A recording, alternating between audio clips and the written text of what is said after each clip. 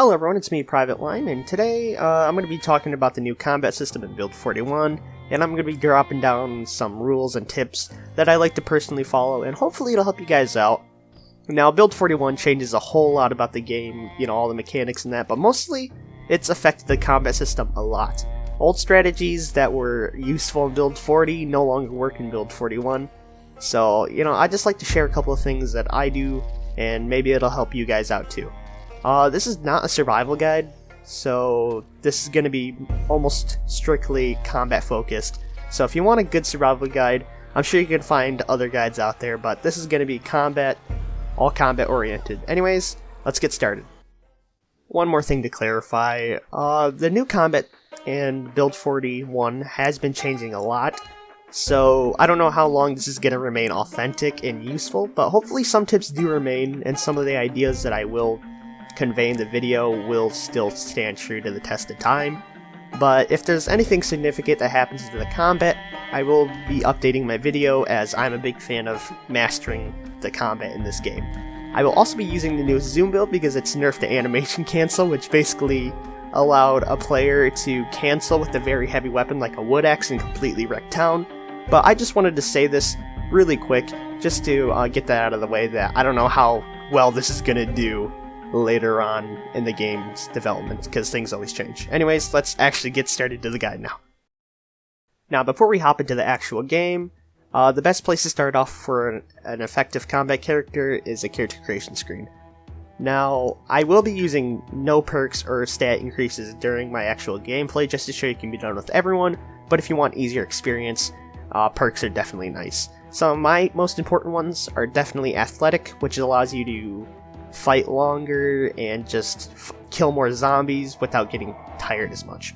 And one combat skill, either baseball player or brawler, helps out a lot because it actually gives you a passive XP boost so that you kill more zombies and you level up a lot quicker in that weapon category.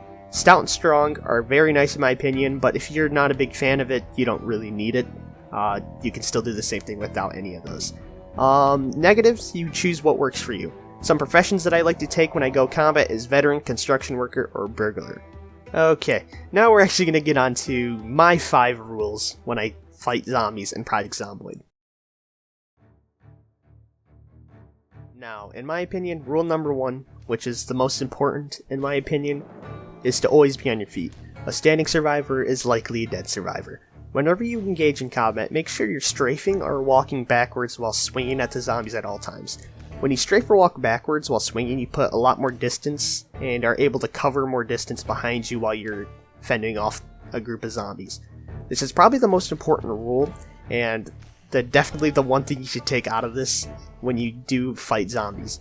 And one good rule of thumb is to always hit the zombies closest to you, and it should stun them long enough for you to hit another 2 to 3 that are coming at you.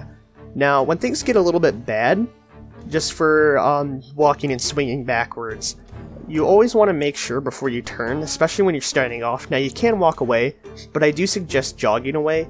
Now, it's going to make you a lot more exhausted, but you jogging away sometimes throws zombies off your back, which could save your life, especially when you're starting off with this combat way.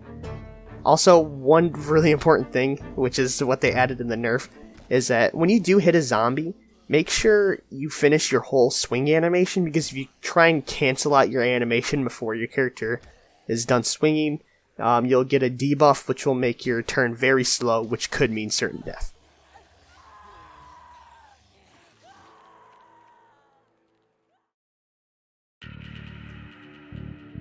Alrighty, rule number 2, which goes in hand with rule number 1, is to always watch your back and observe your surroundings. This one is pretty self-explanatory, but when you constantly back up when you're doing this combat way, it opens up your back to a lot of damage, so be sure not to tunnel vision just on the group of zombies in front of you, and always keep tabs on what's going on around you, because you never know when a little biter is just going to come up and take a big old chomp out of your neck.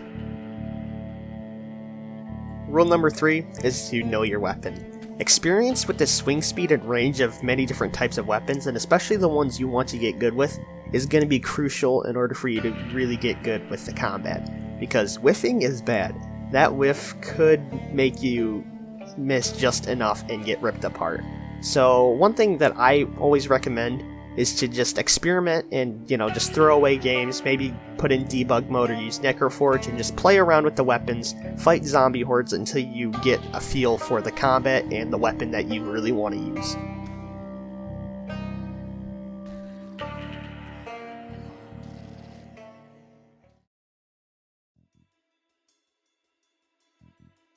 Rule number 4 should be to always look around and use your environment. Now, using your environment can provide a very great benefit for dispatching and fighting small to large groups of zombies. First of all, you can use fences to hop over real quick and hit zombies while they're climbing over. You can almost always get 2 kills doing this, and you can, repeat it.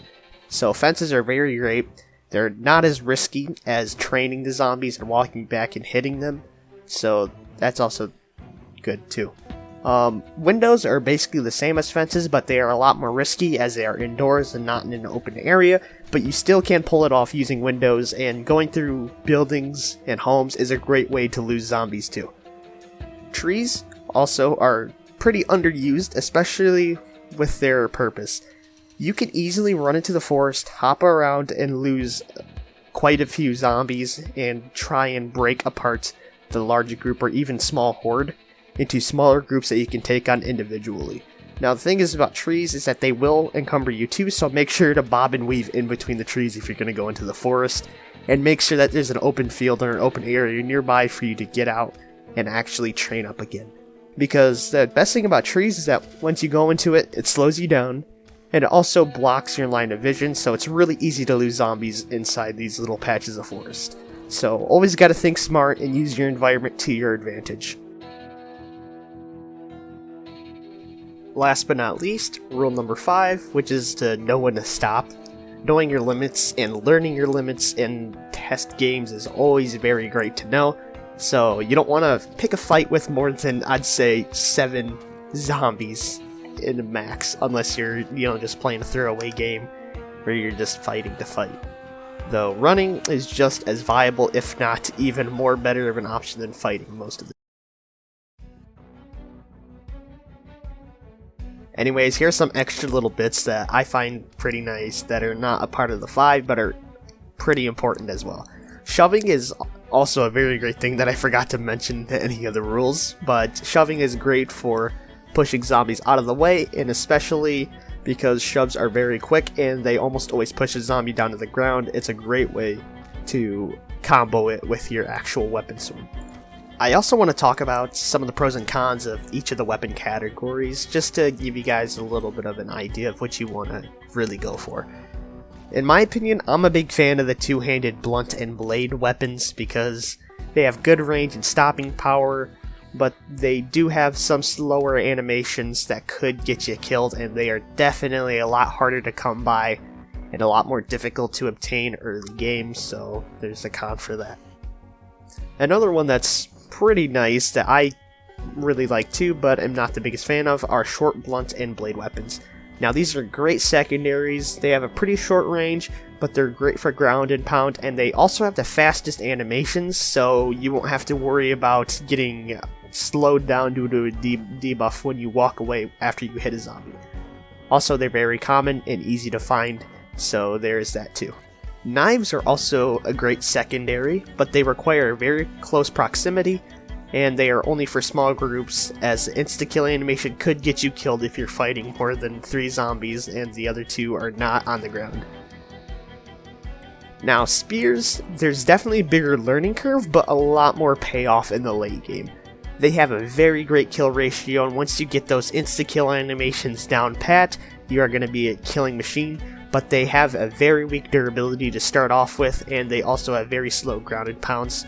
But they are probably the most common weapon in the game because all you need is a branch or a plank in order to get them. Anyways, this is it for my little combat tips and tricks top 5. It's just a hybrid of everything, and it's what I've gotten from the game, so if it helps you guys out in any way, even if you take away one little thing that you learned today, that's enough for me. So hopefully you guys like this video, and I hope it really does help you out. Anyways, I'll see you guys in the next episode. Don't forget to like, favorite, share, subscribe for more, and I'll see you guys later. Peace.